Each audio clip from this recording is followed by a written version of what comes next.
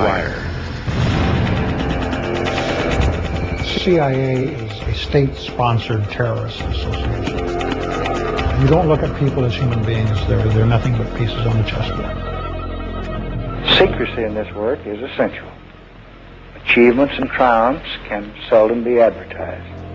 Shortcomings and failures often are advertised.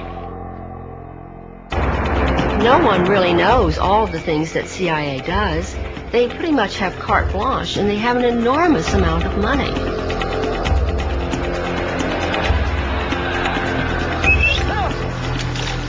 Yeah, maybe I'm overly naive, but I don't see what would be wrong with that.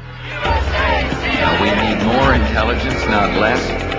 We must not diminish our intelligence. The CIA is not really an intelligence agency. It's a covert action agency. The CIA has been involved in assassination and torture behind the scenes, all through its history. The Cold War is over, but many new dangers have taken its place. The decisive advantage the United States intelligence provides this country is therefore as important as it has ever been.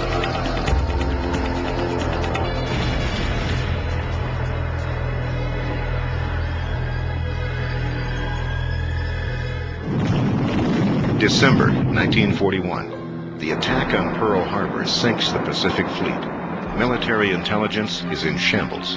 The dawn attack becomes the crucible on which the modern spy culture is born. Into the breach stepped a new generation of American soldiers, the spies and covert warriors of the Office of Strategic Services. They battled the Japanese and Germans behind the lines in an underworld of sabotage and psychological warfare. They trained and fought with local guerrillas in unknown jungles with only one guiding command: don't get caught. Come closer. I want to talk to you again. I have a more astonishing tale to tell, almost incredible. Shrouded in the mystery of Oriental ways, mysterious, sinister, evil little men from Japan. It was a simpler time when the nation's enemies were clear. Washington and Hollywood swept into action, inventing the popular culture that has surrounded espionage for half a century. Spy. The mystery, the adventure, the romance. The simple stereotypes of the enemy. Hello, hide pockets. And the fearless hero. You guys have been looking for a war, haven't you? That's right, Rick. That's why we're starting it. You may start it, Joe, but we'll finish it. We had hoped that our wartime ally, the Soviet Union, would join in the efforts of the whole community of nations to build a peaceful world. Instead, the rulers of the Soviet Union have sought to extend the boundaries of their totalitarian control. The battlefields of the new Cold War seemed uniquely suited to the skills of spies and secret agents. President Truman pledged that the United States would never be caught by surprise again. The Central Intelligence Agency was born. It was considered the Cadillac of government agencies, and they mostly hired from Ivy League colleges. The cost of freedom is always high, but Americans have always paid it. And one path we shall never choose, and that is the path of surrender or submission. The public embraced the cloak of secrecy that the CIA wrapped around itself. The government didn't know I was working for the government. They told me not to tell anyone, not even my mother. I couldn't tell my children. My wife didn't even know what I was doing. Who were these agents? And what were they doing in Guatemala and Iran? How did patriotic Americans from Main Street neighborhoods get caught up in the overthrow of foreign governments? What were they doing in places like Ecuador and Vietnam, where the CIA organized torture and assassination? These are the stories of former agents who dared to break away from the CIA. I was so disillusioned about my country because I believed it was like my country, right or wrong. But my country was wrong so much of the time. I've lost my first-class citizenship. I've lost the respect probably of a lot of friends. I've gained a lot of enemies. I think CIA ex-members, somewhat like myself, who leave and tell their stories, it's a very painful process, but I think they are feeling that they're doing a higher duty, if you will. They're not just quitting and leaving and being quiet. They're quitting and expressing their conscience. Here is something that we've done that is terrible, and here's something that must be stopped.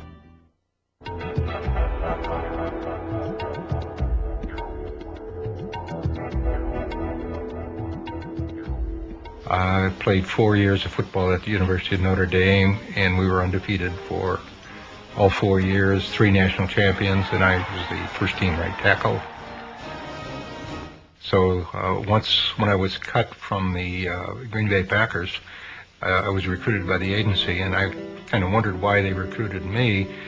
But when I got down to Washington, I found out that most of those in my class were rejects from the National Football League.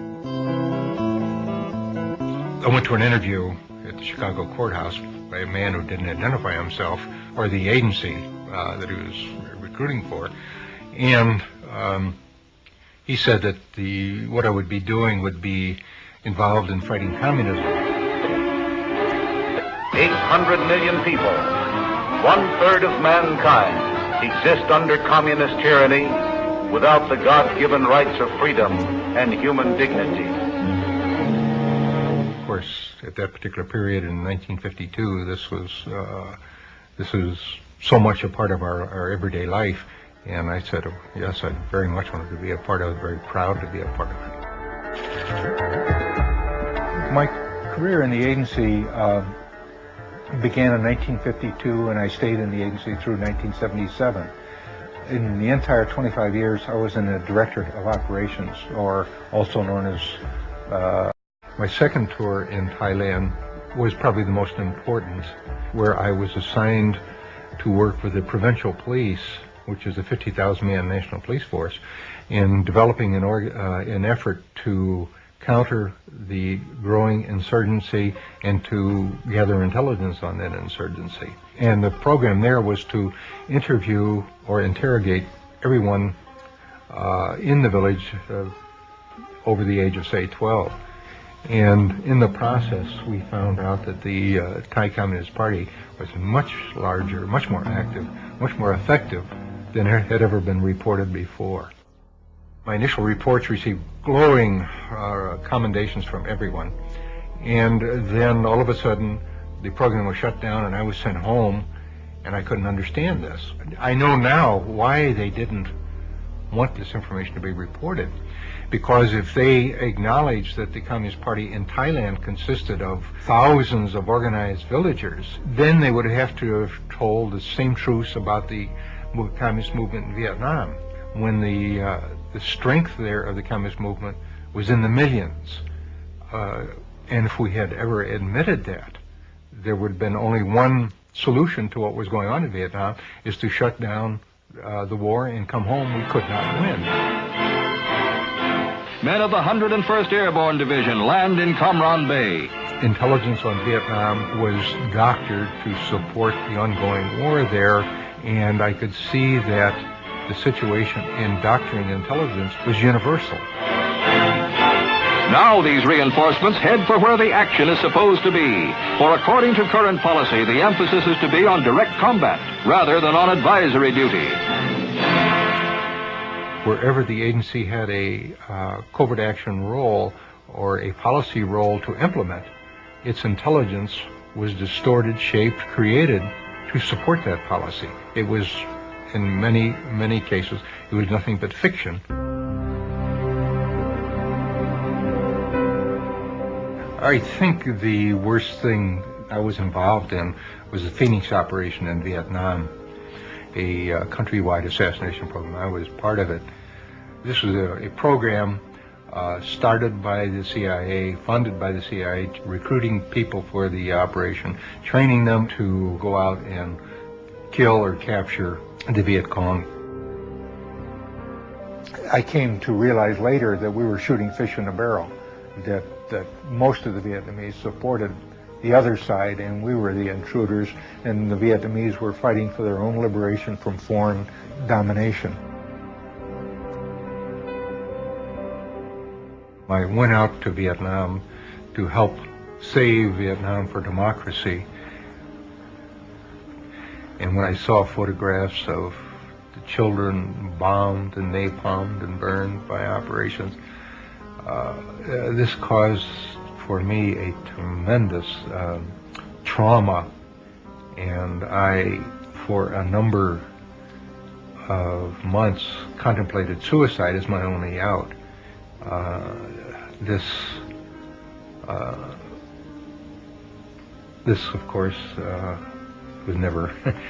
I finally got over that effort and thought, well, what I should do with my knowledge is try to bring this knowledge to the American people, so that there won't be further Vietnams, there won't be further abuses. And since that time, I've dedicated my life to exposing the agency. The CIA called him an analyst with few peers. Well, upon leaving the CIA, this man wrote a book about it called Deadly Deceits. And now he has compiled a one-of-a-kind database resource on the subject called CIA Base. Please, a big welcome for Ralph McGehee.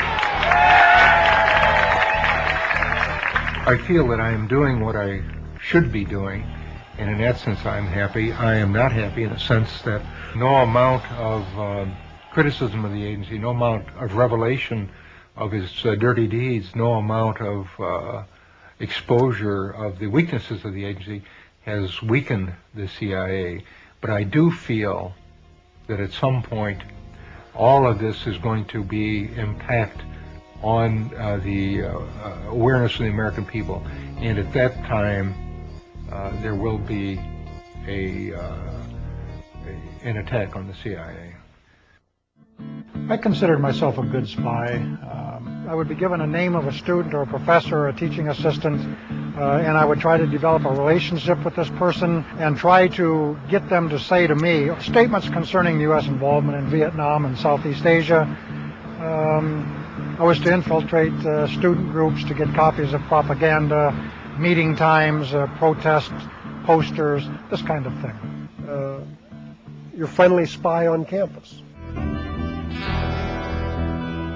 The excitement initially came when I was offered the job and told that I was very special, and that played to my patriotism, my ego, my manhood, the whole thing. It was 30 years ago, almost this month, that I was a senior on the Iowa State University campus, ready to get my aerospace engineering degree, and wondering what I was going to do in light of the nation's deepening involvement in the quagmire of Vietnam. There were anti-war demonstrations on college campuses and in cities from Los Angeles to Washington. Draft card burnings became common, and the chant of "Hell no, we won't go" was the theme of the protest generation. It was then that the CIA appeared on campus, and they began their largest illegal domestic operation in history, called Chaos. The FBI and Hoover thought U.S. college student demonstration against the Vietnam War was being manipulated and funded from abroad. President Johnson didn't believe it, so he actually authorized the CIA to start an illegal covert operation inside the country. And I became the eyes and ears of the CIA on the Iowa State University campus. Iowa State University. The opportunities are here. I initiated files on students of my own interest, even without the CIA's knowledge. There was this young lady who caught my eye on campus, and I tried to date her, and she refused. So I initiated a file on her, and that was personally for my own benefit. I did that for my senior year, and on graduation, I thought my responsibilities at the agency would end when I went to work for McDonnell Douglas in St. Louis. But it didn't work out that way, and eventually I was assigned to Canada.